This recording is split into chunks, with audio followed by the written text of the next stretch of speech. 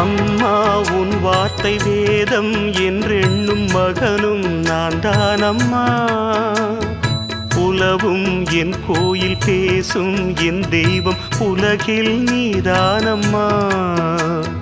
தாயே உன் கண்ணில் துளி நீர் கண்டாலும் இதயம் தாங்காதம்மா.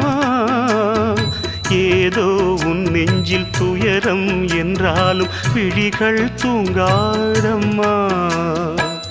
வண்ணமுகம் வாடி நிற்க பார்த்ததில்லை நானும் என்னாலும். வாடை கொஞ்சம் கூந்தலை ஆடை கொண்டு மூடிட வருத்தம் என்ன இந்நேரம்.